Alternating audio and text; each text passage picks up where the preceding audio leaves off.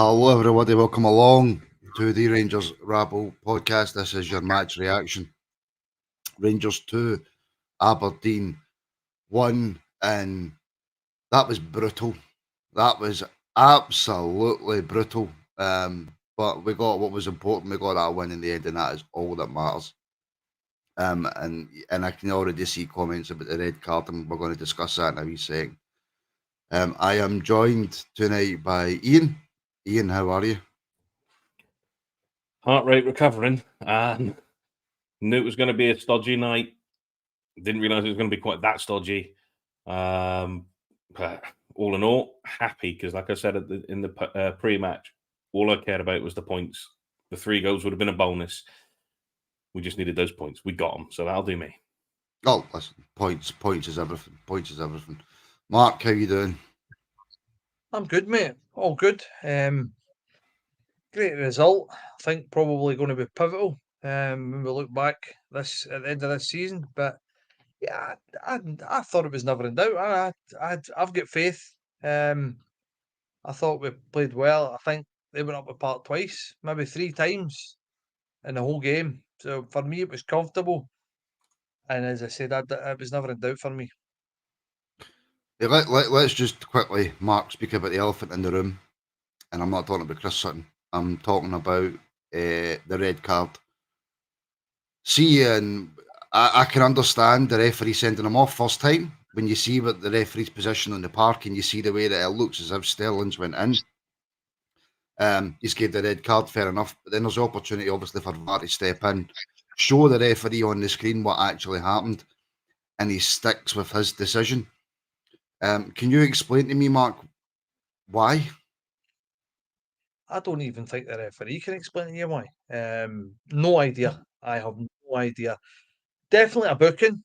Definitely a late challenge. Definitely no the greatest challenge he's ever made in his life. But for me, there was no intent. His foot wasn't high. I think probably slid as he went in for the tackle as well. I think for me as well that if you looked at it was showing you the replays, the VAR replays and stuff. It kept showing you for different angles, and it kept showing you. One thing that it didn't do was show you it in slow motion. They were all. And I said to the boys I was sitting watching it with, I said that looks worse at full speed than it does in slow motion, and that's all they done was show you it at full pace, and every single angle they showed you at full speed. And if you slow it down, you can actually physically see what happened, and there wasn't any intent in it. So for me, it's that whole red card if you're trying to endanger your opponent, or you're endangering your opponent, or if your foot's high.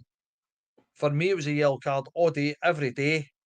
Like you said, first look at it, and that split reaction, you can say, "Oh, that was a bad one." But the more you look at it, can't understand why he's gave that as a red. It is never a red in a month of Sundays. I dare say there will be an appeal, and I'm 100% certain we will win that appeal. So I'm not overly fussed with it. I think it put us into a wee bit of a sticky wicket for the last kind of 10 minutes there. But as I said, for me, it was never in doubt as far as I'm concerned, especially with this team, and especially under Clement. You'd have been worried about it, but if we had then went on to concede a goal, because then an appeal means absolutely nothing. I mean, Ian, Socrates channel members saying it was a red card all day long. I don't think it's a red card all day long. There was one angle that looked at it was like, I can kind of understand why he's giving it. But again, if you look at it, he slipped for a start. His back foot's gone. So the intent issue's out the way. He's caught him on his toe. He's not got studs up. His foot's down. Booking would have done. Again, I understand that, like you said initially, when it happens, you know, oof, that could be a red. But then when you look at it again, and the fact that somebody said in the comments, the fact that VAR said, I think you need to look at this, it kind of shows that it probably wasn't a red card. On the other hand, we keep saying referees can't always be thinged by VAR, so he stuck to his decision. God mending, we'll figure out in the fullness of time. But like you said, if we'd conceded from that, then an appeal doesn't mean bugger all. But luckily, it didn't really have an impact on us in the end. At the very worst, it's a very harsh red card, but for me, a booking would have done. I'm actually really surprised that it's not as one-sided as I thought in the comments it would be, that it's not a red. There's still quite a few people saying that it was. So I'll need to maybe have another look back at that then. But for me, it didn't look a red. Excuse me, it did not look a red card at all. But in terms of the game then, Ian, in terms of the start we made to the game, we got the early goal. We looked in complete control. It was an excellent start and a good early goal for a change. Yeah, I mean, straight from the first whistle, straight at them. Their early corners, some bloody good corners at that. We did hit the first man occasionally, but for most of the corners last night, again, with deadly, if we just had someone who was actually stood in the middle of the 6-yard box, we could have probably benefited from it a little bit more. And then we get the goal very early on, 6 minutes, by doing the things that we were talking about in the pre-show, saying having a shot, making sure we get the efforts off, make them think. And there's Matondo with no time to think and slots it in. And I think I put in the chat earlier on that Matondo with no time to think is a lot better than the Matondo who has time to think. So it was a great start. But from the great start, although we were very dominant thereafter, there was a lack of quality in some of the things that we did. And I think we kind of sort of slow it down a little bit. We lost the crowd a bit. I think the crowd started to quieten down in the first half a bit. And it all felt a little bit back and forth, and I was just worried that they might get one chance.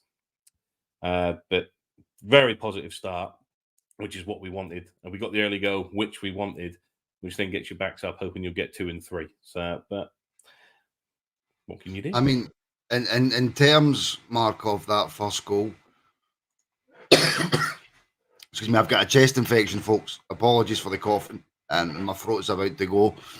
In terms of the first goal, Mark, like Ian said there, I think initially, and I'm not trying to be put any negative spin on it. I think Ross is lucky that the boy for Aberdeen slips, because I don't think he's the best first touch for Ross, but he takes it on.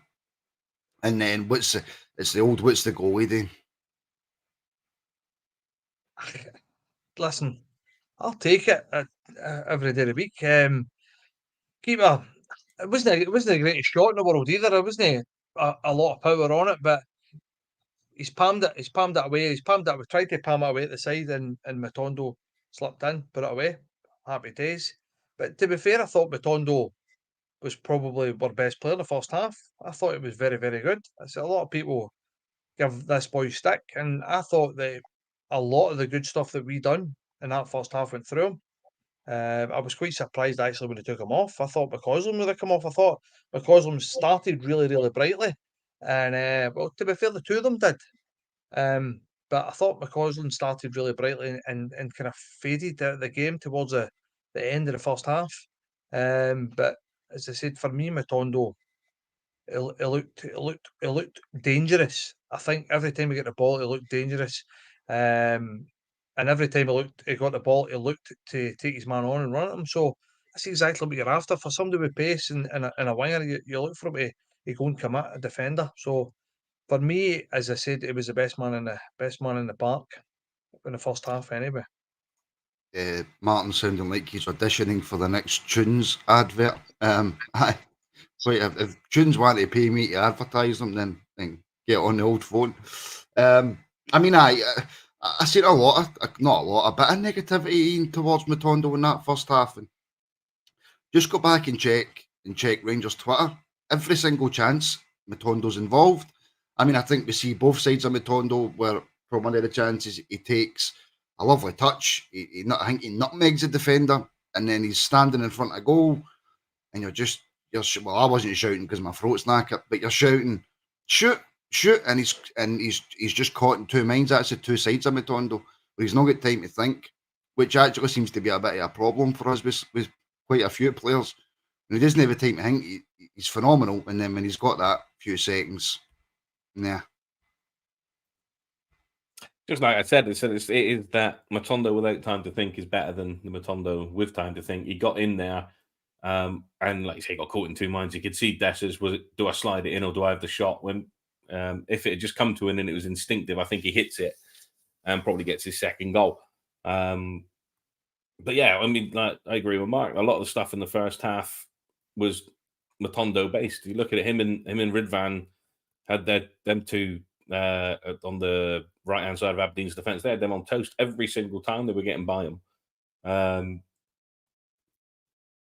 There is a player in Matondo. You can see it, and he's getting the confidence is coming, which is what he gets, and the run of games is coming, which is what he needed. Things are only going to get better from him.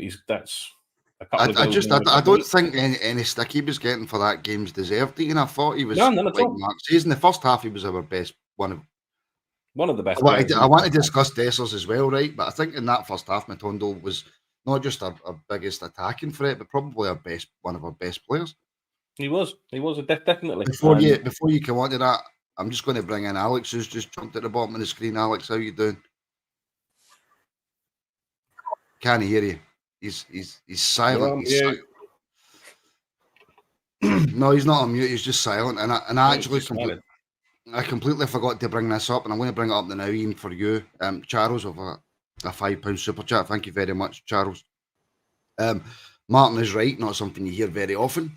The game was brutal. Said earlier on the Rabble wouldn't be easy, and never a sending off. 3 points, magic. I know I'm jumping from A to B to Z here, Ian, but just on that point for Charles, 3 points. That was it. That was all I wanted. Right, mute. Get off. Go on. 3 points was all I wanted. I said it in the pre-match, and I will repeat it again. That 3 points was the most important thing today. I said that I'd take a 1-0, which deflected off Warnock's toe because he just accidentally happened to be on the pitch at the time and goes in the top corner or something like that. I wasn't really caring how we got the result as long as we got it. The three goals to go top of the league, it would have been a bonus. So the 3 points were the most important thing. Brutal in the way that we went about it. I don't think brutal in the way that we played overall because we were dominant from start to finish. I just think it was brutal because of the way the Rangers put us through what Rangers put us through. And that's pretty much the way it goes. And that's us, the way it's been. And I think we've all got a little bit of PTSD from previous things that have happened, particularly when it comes to putting pressure on them. We all usually fail at that hurdle, and now we haven't. So it's over to them tomorrow to see if they can deal with that. And that's what we wanted from tonight, and we got it. Alex, can we hear you yet? No, I don't know what that noise was. No.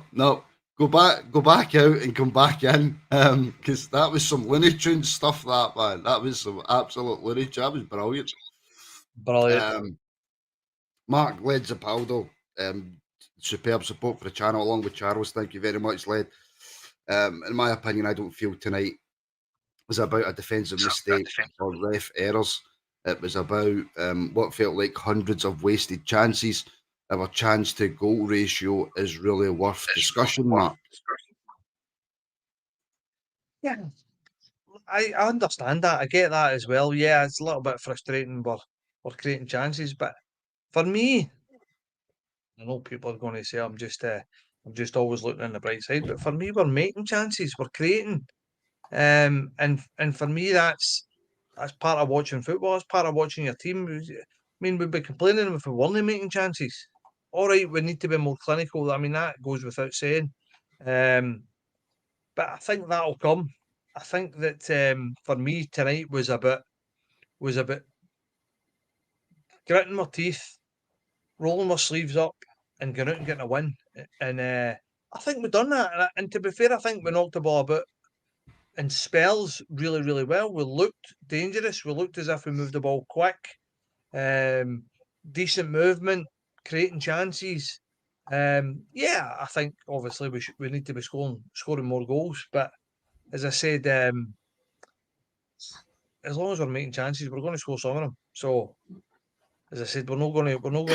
If we scored every chance we created, we'd be hammering teams 15-0. So, I don't know. I think that we need to kind of top our expectations, as I said. But creating chances, we're getting chances, and we're looking decent. For me, 3 points, drawn level, absolutely game on. Absolutely game on. So, for me, Right, massive one. I need to double check. Alvin, are you there? Oh, he's just disappeared again. Are you there? Can you hear me now? Yes. You got Ian, me now, yeah? Over to you, buddy. Right, Martin, that's a substitution. Me and we are going. So, Alex, is there anything you want to add to what Ledzapaldo's saying there from where Mark left off? Do you want to add anything to that as you're just fresh in, some fresh eyes on it? Yeah, no, obviously you'll have covered a bit already, but I'm not sure if you covered the red card yet, but I thought the red card was absolutely ridiculous decision. I mean, his foot's low. It's not endangering. I mean, red cards are fairly straightforward if you look at the laws. It's got to be either excessive force, so more force than would be expected for that challenge, or it's got to be endangering the opponent. His foot is low, so it's definitely not endangering an opponent. And so is it excessive force? Well, if that's excessive force, you can't slide tackle. You can't run in and do a tackle, which is just ridiculous. It's not excessive force. It's not endangering an opponent. So the fact that the referee made the wrong decision, first of all, and then actually gets a chance to look at it again and then sticks with the wrong decision is just ridiculous. But I think it's going to be guaranteed to be overturned on appeal. I mean, I'm not sure. I think on the Rangers TV commentary, they said that he would miss the Ayr game. So, yeah, I mean, I suppose we're going to be able to beat Ayr with any luck, but without needing Sterling in the team. But still, we should be appealing that and getting it overturned because, appalling decision twice, and it just made that last 10 minutes a bit more nervous than it was probably going to be nervous anyway, but made it more nervous than it should have been, I'd say. Yeah, but the thing with the Ayr game there was that you're looking at probably using Sterling in the midfield and giving someone else a rest at that point. But yeah, we'll see what happens when the appeal comes along. So can't even remember where we got to. Where did we got to, Mark? I think we were just past the goal. Just past the goal. For me, the first probably 25 minutes, 30 minutes, we started really, really strongly. Started like a house on fire, and I think that what happened, they readjusted and they moved their midfield maybe 5-10 yards up the park and started winning second balls. And for me, that paired with some loose passing. I thought Tavernier's passing was atrocious tonight. Really, really bad. I think Tavernier never done much in the game at all. And I think that probably the fact that there was a few others that shined kind of covered that fact up. Because as I said, it gave the ball away an awful lot and it was kind of unforced errors for me. But they seemed to come back in it. Probably on the 30-minute mark, they started coming back into it. Although not really causing us that many problems, but they started getting a lot more possession and they started winning second balls higher up the park as well. So for me, I think that was something that they obviously Warnock's told them and move further up the park. He's kind of clocked that and said that the only way you're going to get further up the park is if he's moved further up the park and win second balls. And I thought that was probably our worst kind of 10-15 minutes of the game. Run up to their goal as well. I thought that the fact that they started pressing, but as I said, I don't think that we were overly troubled by them. And I think probably, as I said, you'll want to talk about the goal now, but I think that they got bullied. I mean, Goldson's been terrorised tonight because he's made one mistake, and I think I put it in the group chat. I said, hold on a minute, he's made a mistake. People talking about get shot at him and he's never kicking a ball again. I've said, hold on a minute, guy's made one mistake. We're getting a little bit carried away. That's that perfect knee-jerk reaction from Rangers fans. That he's made one mistake and all of a sudden he's pish, let's get shot at him. Madness. We'll get to the goal in a minute, but Aberdeen did give us a little bit of a warning shot, and it ties into the Tav comments because ball goes up in the air, drops down, and McGrath and Tavernier are jostling for it on the edge of our box. Somehow I don't know how. McGrath seems to come out the other side with the ball, has a shot. Butland gets good hands to it. So that was the kind of warning shot that Aberdeen gave us, that they were creeping into the game. I felt like Aberdeen were trying to make it that battle that they like to do that we don't seem to have an answer for, Alex. Should we have taken heed at that point and tried to change a little something, or start thinking about the fact that they've got a chance? Let that be the only chance they get. Yeah, I mean, I think in terms of the first half, obviously you've covered the initial bit, but not to go over too much. But obviously we started absolutely fantastically. Whirlwind start, one of those starts where you just know we're bang on it and the crowd are up for it and everything. Got the deserved goal, and you just kind of felt basically it wasn't going to go on like that for 45 minutes. So, you know, Aberdeen, they're going to start getting a grip of things. They're going to start realizing, you know, say Cantwell's getting too much space or something. They're going to start getting closer. So it was never going to go on for 45 minutes, that kind of whirlwind start. And you kind of felt, well, we've got one goal. Would have been nice to have had 2 goals. But so it kind of simmered down a bit, but I still think we were controlling it. I mean, as I said, Aberdeen, they're 8th in the league, but that isn't their true placing given the quality of their squad. So they were bound to have, you know, spells of the balls punted up there and maybe just getting sort of half chances or something. You can't totally shut them out with players of, you know, they've got some quality players there. So you can't totally shut them out. So basically leading up to the goal, I didn't think we were ever really in any danger. I mean, when you're dominating so much, almost as soon as they get a half chance, you start thinking, when it's only 1-0 up, you start thinking, maybe we should have got a second there. When we had a really good spell. But as I said, leading up to the goal, I still think we were well in control of the game. The whirlwind start was over. We were 1-0 up, and you kind of felt like it would have been nice to have been 2-0. But basically you're going to come to the goal, but it was totally out of the blue for me. I couldn't believe it when they got it, but because we'd done well in that first half, but again, just only 1-0 up. Yeah, I mean, it's the old movie. I think that we've created a lot of chances. We all want that second goal to feel a little bit more comfortable. But even at 2-0, it's not done.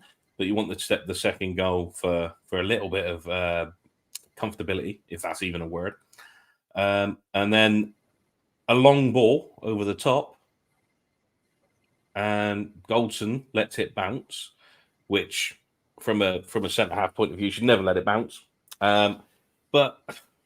And I don't like to call out Butland because obviously Super Chat Butland in goal, and I might get some harsh comments for this one. But he retreats. Should Butland have closed the space to make it harder for Miovski? Should he have come out a little bit? Or was he doing the right thing and going back at Miovski just because Miovski is the only real bit of quality up front that Aberdeen have got, nips in and gets it? Mark, what do you think? I think probably he'd done the right thing. I think for me, it's probably Goldson that's made a mistake. I think that that Goldson gets out muscled, and let's face it, Goldson's a big lad. He should not be getting out muscled. Simple as that. He should not be getting out muscled. He's got a better start position than the big boy, and for me, far too lightweight, off balance, and the big guy. To be fair, the big guy shows good strength, holds him off, and gets his shot in, and that's pretty much what all good strikers should be able to do. I'm not blaming Butland. I'm sorry, I can't blame Butland for anything. For me, he's a blue-eyed boy. I'm not having it. But no, Goldson for me, and I made the comment as well. All right, Goldson made the mistake, but why is Goldson in the left-hand side of the back four? Where's Suter? Where's Suter when that happens? For me, it should be Suter in that position. And if Suter's in that position, Goldson doesn't get turned, and Goldson doesn't get pulled off the ball because Suter should be a better starting position. So I don't Goldson. For me, Suter's in no man's land. He should be there. He's the left-sided centre half. Why is he not covering the big lad? I don't get it. But anyway, as I said, for me, big man gets rolled, lets the ball bounce, could do far better strength-wise, and I think that probably 9 times out of 10 he wins that. And I think that's why Butland's retreated, because he's thinking he's going to out-muscle this boy, and he doesn't. The boy does really, really well. And listen, you can't take anything away from the boy. The boy got one snuff the night and put it away. So, great strength and great ability to hold Goldson off and get the shot away and beat Bolton. So, as I said, fair play to the lad. But as I said, Goldson definitely at fault. But for me as well, his partner should be over there. Simple as that. Yeah, I hadn't even considered the role of Suter in that goal, to be perfectly honest. So there's a fair point. That is his side of the fence. Again, that's something else that we talked about in the pre-match, that there is the possibility of a mistake from Suter. But I mean, I'd have to watch it back again to get it to see it 100% clearly. So we roll into halftime, one each. Hold on. Can I just jump in there? The same. By no means don't people just make up things that I said. By no means did I blame Suter for that goal. No way. Yeah, can I? In terms of what I'm saying is Suter's positioning is questionable. I'm not saying it was his fault. It was 100% Goldson's fault. But as I said, Suter, where is Suter in that whole picture? Where is he? Yeah. That was my point. No, that I'm not saying Suter was at fault. There's a few people in the comments saying, "How can you blame Suter for the goal?" That's not what I said. Yeah, I think with that goal, I think Goldson is a brilliant defender, absolutely brilliant defender, one of the best defenders that I've seen for Rangers, and the whole time supporting them. But like all defenders, he's capable of mistakes. I mean, Terry Butcher, how many own goals did he do? You know, every Rangers defender has made mistakes. Richard Gough made mistakes. All the great Rangers defenders make mistakes. And you might not think Goldson is an absolute great yet, but he's a really good defender, but he will make mistakes. And I think that was a mistake from Goldson. Not a howler. I mean, obviously he was doing his best there, but he just got totally out-muscled by... Now, I'm not sure how big Majowski is, but my hunch would be he's smaller than Goldson. So I know it's, we're Rangers fans. We're not about praising other players, but Majowski has done absolutely brilliantly there to somehow out-muscle Goldson, who I would imagine is a bigger guy than him and maybe has a couple of inches and a bit more muscle on him. So Majowski's absolutely done brilliantly there. But Goldson, given that advantage, given he's the defender, he takes the blame for that. In terms of Suter's positioning, I just focus that on Goldson. I wouldn't be blaming Butland either. I think, 9 times out of 10, Goldson wins that physical battle, and the attacker doesn't get near it. But Majowski is in the absolute form of his life at the moment, and from somewhere he gets the strength to overpower him, and then puts away a decent finish as well. So. I think Goldson's to blame, but I'm not going to start saying he's rubbish or anything. Defensively this season, generally, we've been really good. Our numbers defensively this season have been up there with 55 season under Gerrard. So you cannot say that because of that, suddenly you've got massive problems in defence. It was just one moment, unfortunately, in a half that we had absolutely dominated. We could have been 3 or 4 goals up. And there wouldn't have been many complaints, but it's just one of those games where, you go in at half time and it's 1-1 and you're thinking, what the hell has happened there? Because it should have been better than 1-1 at half time for sure. Yeah, and it was nothing that it's happened before. It'll happen again. Dominant throughout that first half. Go in the half time at 1 each, which was certainly a bit of a kick in the balls, but got another 45 minutes to go through yet. But before we get to that, we have match reaction from Tom Lawrence and Todd Cantwell all lined up, ready to go, I believe, in the background there. Martin is still with us. He's just in the background, donkering around. So we'll just play that and we'll come back to it in a minute. Well, very well done, Todd. How significant a win could that be? We don't know. It's a long season. We said before the game we were looking at just taking every game as they come, and that doesn't change after it. Given what happened at the end of the first half, how good was it and how key was that patience in the second half before you got the goal? Yeah, I thought it was really good in the first half. I think we were a bit unlucky to go in at 1-1, but listen, the message was to go out and to keep doing what we were doing, and I think it paid off in the end. As you've been here a year now, do you feel that mentality building not only from yourself but within the team now, what's required in a game like this when it is tight? Yeah, definitely. I think there's a right togetherness in the group, and I'm enjoying the games. Yeah. Tom, from your point of view, getting back on the pitch, how key was that tonight, getting that hour under your belt? Yeah, it's always good being back fit and playing in an atmosphere like this. It's what you want to be doing, so really good. Is that something for you now? Do you target minutes now, or is it just a case of you need to just focus on the next game? There's no target from my behalf. I just want to be involved in every game, play as many minutes, help the team. That's what I'll be doing. When you look at the team now, level on points at the top of the table, what do you put this turnaround down to in terms of the improvement in this team? Mentality.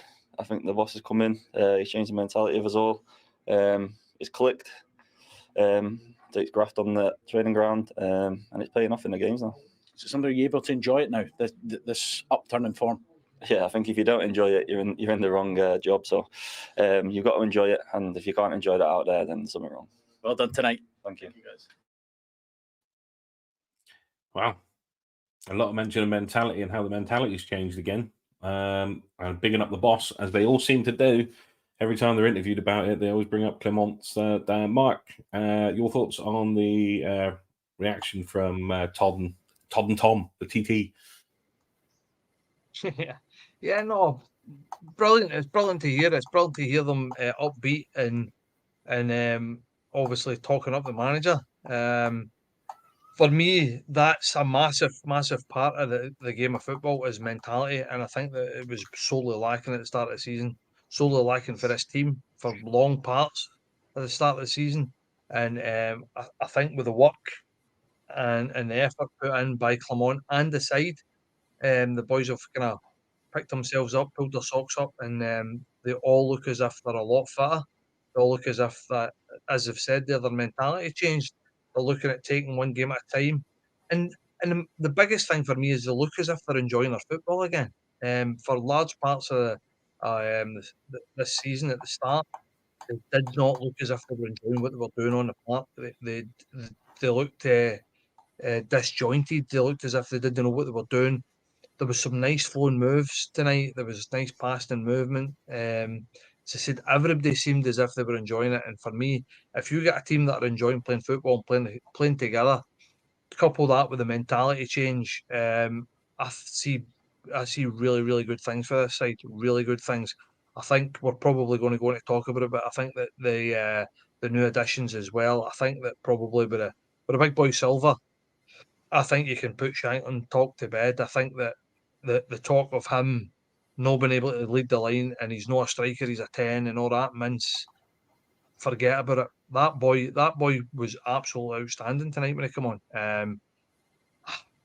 You can tell just by looking at a boy. It's just sometimes you just look at a boy, and for me, it looked head and shoulders. Even though he's no, I would say he's no probably 100% match sharp, but it looked head and shoulders above everybody in the park as far as I was concerned when he come on. It looks a real good talent. It looks physical. It looks fast. It looks as if he's got a trick in him. Anybody that says that he can't play as a striker are talking absolute nonsense. As I said it a couple of pods ago, and we were, what happens if everybody was doom and gloom? What happens if Dessers gets injured? For me, and I said it then as well. For me, Silver's the main man. Dessers will be the backup, 100% in this team. Trying to get myself off mute. It wasn't working too well. New laptop. Touchy keys. One touch and it does it twice. So like Mike Doyle says, the players are buying into Big Phil, which they weren't doing under the previous regime, despite what the previous regime may be coming out on interviews and saying. So going into that, then obviously with Silva coming on and Cortez coming on very quickly in the second half with Dessers and Matondo. You think Matondo was a little bit unlucky to be coming off, Alex? Because I don't think he had particularly too bad a game, considering I think McCausland on the other side was probably a bit quieter than him. So was he unlucky to be coming off? I don't think Dessers was, although he did do some good stuff. But do you think that Matondo was a bit unfortunate to be given the hook? Yeah, I do. Just quickly touching on Silva coming on, I think that's fine. I mean, I think in terms of Silva and Dessers, Silva is he's the probably the player with more quality, the big price tag on his head. But I think saying one of them's first choice or not, I basically just think Clement's going to rotate them. As long as both stay in good form, he's going to rotate them. One might start one week, one might start another. One will come off the bench. I just think that's what he's going to do. And I don't think it's going to be a case of, your first choice. And I mean, maybe if we come to an Old Firm game or something like that, we'll see who's first choice then. But in the meantime, I think it's just going to be rotation basically. So it made sense that Silva came on. Dessers, he hadn't looked too bad, but he hadn't done brilliantly. But had no problem with Silva coming on. But on to Cortez coming on. I think Matondo was unlucky to come off. I think he'd done well. He's in pretty good form. He did one absolutely brilliant run, obviously in the first half, where just the kind of like Sakala used to do. Matondo's got that just direct pace, absolutely terrifying defenders, and just drove into the box, didn't he? But just like Sakala as well, when he gets there, like Kent used to do as well. Common theme here. When they get there, their decision making isn't quite up to scratch, and it's like players of that speed and quality. Whether it's in terms of pace or with Kent when it was control, that if they're brilliant at finishing, they're not going to be at Rangers. That's the reality of it. And Matondo kind of has that. But anyway, I think bottom line was, I think he's been in good form. I think he was having a good game, and it was partly kind of who he brought on for him, bringing Cortez on. He's obviously raw, just joined us. It's going to take him some time to really kind of settle down. And he was, how did he play the rest of the game? He was okay. I think he was less of a threat than Matondo. I'm not saying he had a bad game or anything, but I just think Matondo's got a bit of extra sharpness to his form than Cortez. And I think when Matondo came off, you could see maybe he was kind of shaking his head a little bit, wasn't too happy about it, especially because it was quite early as well. Maybe if it had been 10 or 15 minutes later, just for kind of fresh legs, that maybe would have made a bit more sense. But I'm not quite sure Clement got it right with that one. But it wasn't a big mistake or anything. And as I said, Cortez did okay when he came on. But that answer to your question, he was maybe a bit lucky to be hooked that early. But again, it's rotation with Clement. That's one of his core things, isn't it?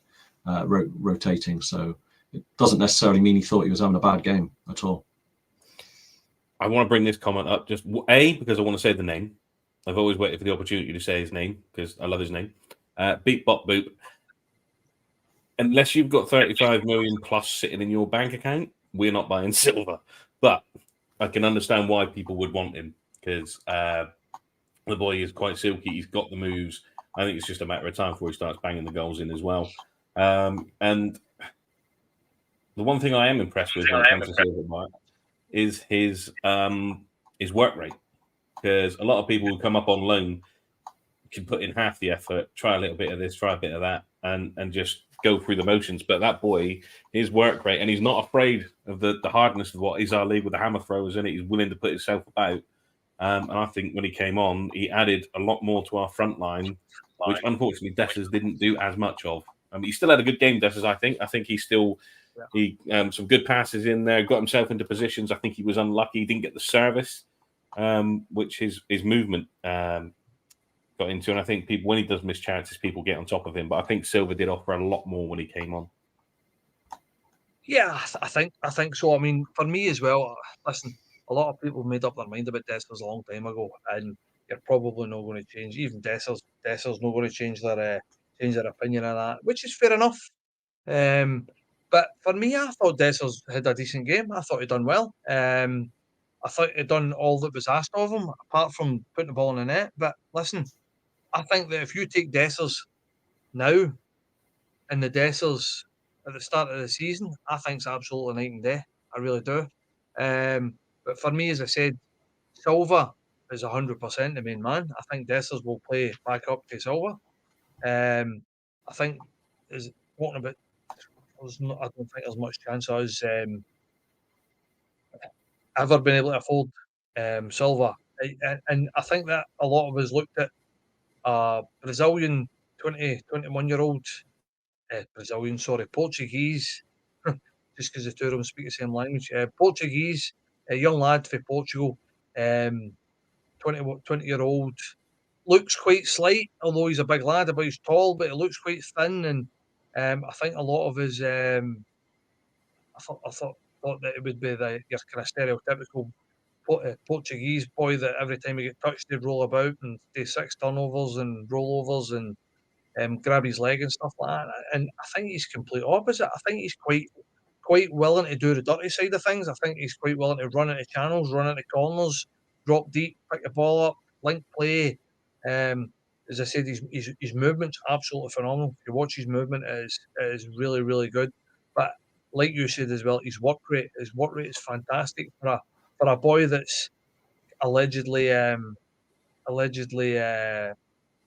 come on 17-year-old or 18-year-old at 35 million. You would think he might be a wee bit of a prima donna, but as I said, dirty side of things, running, hard work, doesn't mind getting in about it as well, which is something that was quite I was quite surprised at myself. But as I said, for me, I think Silva's only going to get better. I don't think he's played a lot of football recently, so the more games he plays, the more time he plays, the when he gets to know the runs and the movement, he likes your Cantwells, your Matondos, Cortez. I thought, for me as well, I thought Cortez, same again, no played a lot of football. Looks quite sharp, looks as if he's kind of grown into the side. It's all positives for me. Every single thing. I can't pick any sort of a negative tonight. All right, we lost a sloppy goal, but listen, this result could be massive for us come the end of the season. These are games that under Beale at the start of the season we'd have lost. We would have lost that game 100%, especially getting down to 10 men. So for me, I can't even think anything negative to say. As I said, for me, it's all positive. We get minutes under the belt for Diomande as well, which was good. He looked okay as well when he came on. Same again, no kicked a ball since November. So for me, we are in a upward trajectory, and long may it continue. I think the pressure is right on them now. I think that they need to go, and I feel like Kevin Keegan, they need to go to Hibs and get a result. I'd love it if and they beat them. Exactly, but the pressure's proper on now, and I'm hoping that they crumble. As I said, they are one draw away from absolute bedlam. There's going to be all sorts. So as I said, long may it continue, but all positive, absolutely all positive. Okay, and before we jump on to the important part of tonight, we have got Clement's reaction. I believe Martin is in the background lining it up right now. So we'll just listen to what the gaffer had to say. Philippe, it feels like a big win. What did you make of that one tonight? It's a major win because you have games in a season where the things don't fall your side. Clearly, that was the case today with the goal out of one chance just before halftime, with the red card also at the end, with several really good chances and good saves of the goalkeeper. So to take 3 points in that way, it's massive. And also the synergy that is back between players and fans, it's amazing to feel and to see. That was one of the reasons for me to come to Rangers, to feel those things and to create that again. So I'm massive pleased about that for the players, but for the fans also. And it's a really big power, and it gives a lot of energy to the team. If you feel now that the fans stay patient, they believe in the team, that they will do the job, and that they are pushing them until the last second. So it's an amazing feeling to have.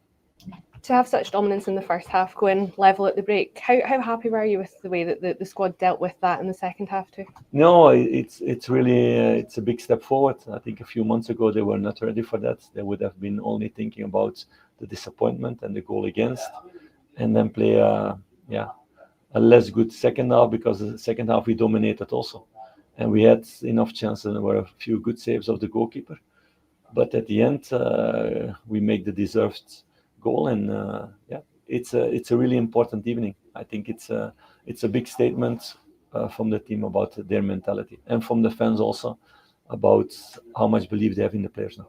How much did that push the players on? Obviously, 8 minutes added on down to 10 men at that point, and the atmosphere in here was really special. It's crucial, and in that way you can never become tired. Also, you do this extra meter, you do this extra duel, that you have more power because the fans give you so much energy. Just on that sending off for Dujon Sterling, what did you make of that? Yeah, I didn't see the images yet, but for me the feeling was that he slipped and that he touched the toes of the opponent. In a way, for sure, for a yellow card, but a red card is really harsh. And it obviously is a break from the league now, but can take this momentum into the cup at the weekend. Yeah, of course. Again, challenge, a competition where it's in or out against a manager that doesn't really like Rangers. So no, it's going to be an interesting game to play. And that's Clement talking about, and you can kind of feel his frustration as well with that first half going into the break 1-0 up, one each after being so dominant. But he has got the credentials as a manager to do what happened in that second half, to turn it around and make us play better, to make us be continually dominant and not go back into our shell, which was previously happened before. I like his take on the red card, very diplomatic. Alex, what did you make of the gaffer's comments? Yeah, he's just he's always spot on, isn't he? Very rarely does he ever say anything that you can disagree with. He's very measured with what he says. He's obviously delighted, but he doesn't go over the top, does he? Which is spot on. Yeah, was that a little dig at what's it? The Scott Brown is our manager, is that right? He was talking about the manager that doesn't like us or something. So yeah, we don't like. He obviously him either, gets told. So it's not a problem. He'll get told all these sorts of things that obviously he comes into Rangers, he won't have any idea. But yeah, no, that was quite funny. But yeah, no, just and listening to the interview earlier on with, was it Cantwell and Lawrence, and Clement's mentality is just really soaked into the players, because they, just jumping back to that, the Cantwell was asked, wasn't he, like, how big a 3 points could this be? How important a win? And he just said, well, we'll just have to see, because we're just taking one game at a time. We're not jumping to any conclusions or anything about how important that game's going to be. So, Clement's mentality, one game at a time, it's really kind of soaked into the players. So, yeah, no, it's, as I said, his post-match interviews, every time he speaks to the press, you just can't really argue with anything. He's just absolutely spot on. Not like, I think of some of the fuss that was made about things that Beale came out with. Clement's just far more measured in what he says. Well, let's get on to the good bit then, because after a couple of long-range efforts, Tom Lawrence had one that Kayla, that Ruse managed to get his foot to, and then again we do it again, and the shot rebounds out, and in comes Mr. Cantwell, Norwich's favourite son, which is good for me because I live here, and he tucks it away again. And that's something else we were talking about in the pre-match, is about having the shots from outside the box, and the fact that somebody gambled and was there to do it. Twice it happened tonight. The shot comes in, keeper saves it, drops back out to one of ours, and we put it away again. So Cantwell again popping up, and I think Cantwell overall tonight, Cantwell had a great game. Lead us into it, Mark. What do you think?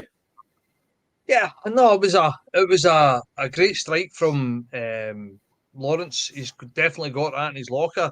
And to be fair, I don't think the goalkeeper, I know that we're no one for crediting opposition players, but that was a great save. If you look at it, see, there's a view behind Lawrence when he strikes it, and it moved viciously, and that was a great save.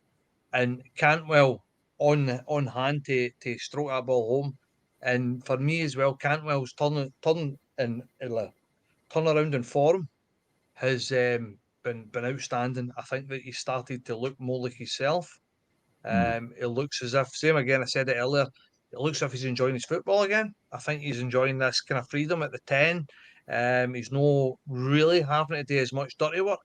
I think at one point at the start of the season, he was trying to do everything. He was trying to tackle, he was trying to defend, he was trying to get forward, he was trying to score goals. And I think it was just a case that it was a bit erratic. But Cantwell, same again as I said with Silva. You can just tell his class. He's just a joy to watch. Sometimes he's some of the times he took the ball in and there was 3-4 players running about him, and he still come out with the ball and managed to move it on and keep it going. I think that's 5 and 7 for the boy at the minute, something like that. So long may it continue. I think that when him and Silva, you can see that they enjoy playing together. I think even Lawrence as well in there. I think that creative spark as well is really good. And I think that once these kind of 3 players and maybe obviously Cortez and stuff like that start gelling more, I think you're only going to see better things. All these players are all going to keep getting better and better and better. So, like I said earlier, all very, very positive. Great goal, great finish, and it's good to see Cantwell back on the score sheet and scoring goals and looking as if he's having fun, because there was a wee spell there where we thought he was in the verge of getting huffy and getting dropped and falling out with Clement as well. So I'm very, very pleased. I'm pleased all round. As I said before, I can't see any negatives. Yeah. Cantwell was my man of the match for me. He's one of those players that you can see when he's in. You can see when he's in top form. Alex, we'll come back to it in a minute, but yeah, I agree that Cantwell was up there for man of the match. But with Locheye, the views comment, I think that we can all agree we're beginning to see a team now. They're all playing for each other, and it is down to the man management skills of the big man. It is happening. Discuss. Yeah. No, as I said, Thank you for the £10 everything's coming together. Yeah. No, everything's coming together. I said it on the show I was on a couple of days ago that Clement for me is the most accomplished manager that we've had since Walter. Gerrard, however great a job you think Gerrard did, you always got the feeling that he was kind of learning on the job. And his strengths were in his personality and leadership and things, but as a manager, he was learning on the job, and obviously in the background with the coaching there was Beale and things. But Clement has just got the full package. He's an accomplished manager, and as I said, since Walter Smith, he's the first real top class manager that I think we've had, and everything's just going to plan at the moment. And I can't see any reason why it's not just going to keep. We're not going to keep progressing and keep pushing on as he emphasises, one game at a time. But we're just piling on the pressure on Celtic, and they're cracking. So with regards to the chat, I think that's absolutely spot on. That Clement's the man, and it's going in the right place. Just to touch on the goal again, I was watching the game with my son, and he's not always the biggest fan of Lawrence, and I was saying to him, Lawrence is in the team because he has got a fantastic shot, and when he shoots, as I said, if he's not scoring, his shots are causing trouble. People are maybe jumping in on the rebounds, and that was absolutely spot on. Mark said it. That was the first goal was, you can kind of blame the goalie for that he should have done better. It wasn't the strongest effort, kind of parried out in front of an oncoming player. That was kind of goalkeeper's mistake. But that Lawrence shot was absolutely blistering effort. Roos did well just to keep it out. And although he kind of parries into Cantwell's still got a lot to do. That could be skied over, no problem. But he just hits it. He's quite good at that. When the ball comes out, he's scored quite a few goals like that. The ball comes out to him without much time to think about it, and he just hits it really sweetly. Didn't he score an Old Firm goal like that? That the ball comes out to him and he just absolutely nails it sweetly, and just buried it low beneath the goalkeeper. Absolutely fantastic finish. And as I said, Cantwell was man of the match for me. You can just tell when he's in form. He kind of he sort of runs in a kind of way, doesn't he? He sort of prances around the pitch, with his chest out. The kind of the socks down. You can just tell when he's enjoying his football. He enjoys atmospheres like that. He is a big game player, I think. His form's spot on. And you could see when he came off the pitch the embrace that Clement gave him. Cantwell's in a good place, and he's scoring goals, and that is That's really important, and it's boding well. I just hope he stays fit, because he's a really key player at the moment. Yeah, and then after the goal went in, I don't know who was watching on what, but I was watching on Sky, and Crocker said, "There's been no cards in this game," and then all of a sudden, there's like a rainbow happened at Ibrox, and there was red and yellow cards getting flashed all over the place. Loads of yellow cards. I think one Aberdeen player in particular was lucky he was still on the pitch. With Duke, I think he could have been booked again after he'd been booked to be sent off, but it just went mental for cards straight after the goal. Commentators kiss of death there, Mark. Very much so, yeah. I think the referee was getting paid by the card.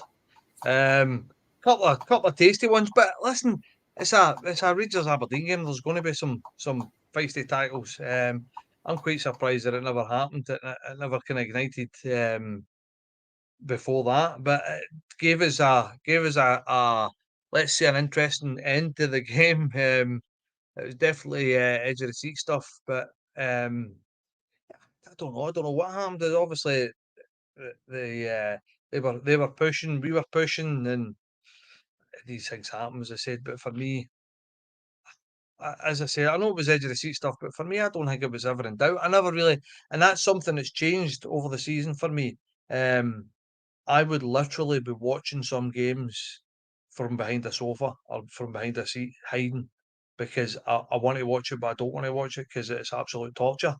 And this side under Clement, I don't feel that. And this side under Clement, I feel as if I've got faith in us mentally. I've got faith in us as a team to go on and win games like this. And it's no whereas at the start of the season that was completely opposite. As I said, I was terrified that if we went down to 10 men, and a lot of times I looked at the team and said we've not got 2 goals in us. But this is night and day, and it's credit to Clement. As I said, he's brought a mentality and a strength that's really this team's really bought into. So as I said, I'm over the moon. Really am. And the boss has come back in for the last couple of minutes. I think it's like a rugby substitution, isn't it? It comes on and off when he feels like it. I just want to very quickly say a massive thank you to our new sponsors, Football Prizes.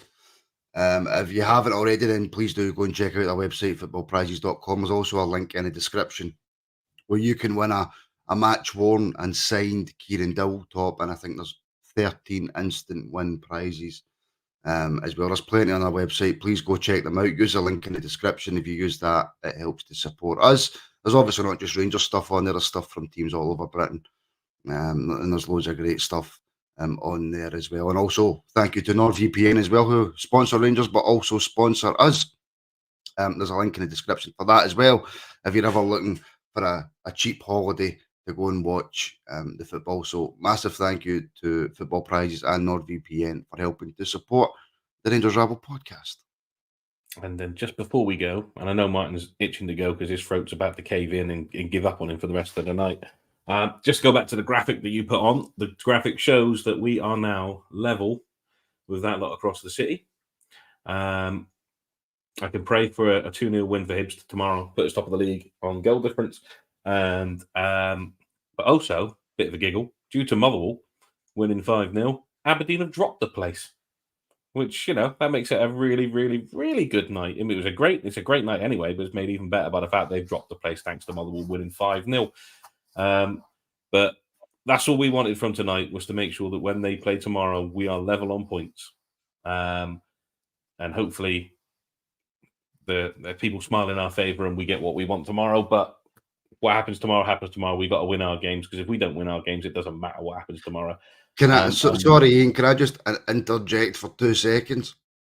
When was who was the last Aberdeen manager who came to Ibrox in a blue suit, brown brogues, blue tie, and consistently commented on how good Ibrox was? I think Mr. Warnock, and he's not doing it on purpose. He's just genuinely a nice guy. I think that's well known. He's just a nice guy, and I'm pretty sure he'll improve Aberdeen and do really well with him. I don't think there's any doubt about that, because he's a very good manager. But he's going to have to learn quickly that you can't be positive about Rangers when you're the Aberdeen manager, even though he pretends he's a Morton fan. But we all know that the Aberdeen manager's a big blue nose. I think we know that. Oh, definitely. Neil Warnock. He's gonna light up our league for a few months anyway. That's going to be fun having him about. I think it's genuinely a really good appointment for Aberdeen. If I'm It being is. brutally honest, it's a really, really good appointment. So It's a shame though, because I kind of like Warnock, but I can't really like him if he's there. So I'll just have to not like him for a couple of months. But unless anyone's got anything else to add, I think we've reached the hour mark. I think it might be time to go and let Martin get a locket or a tune. I don't even know if they still sell tunes, to be honest. I don't know, but if anybody from Tunes or Lockets or any want to sponsor the podcast or want me to do a commercial or an advert or whatever it's called, then rangersrabble@gmail.com. Get in touch and I will most certainly do that for you. And there'll be a pallet load of tunes outside his door in the morning. But anyway, with that, I'll let Martin's throat get back to rest. I'll let Alex go and hopefully not turn into a Looney Tune. And Mark get cuddled down into his Rangers bedspread on there off the Norfolk coast. So thank you very much to everybody in the comments as well for your fan, and thank you for all the super chats. And I believe there's plenty of content this week as we've got games and whatnot coming up. So looking forward to that, and we will see you again soon. Cheery bye for now.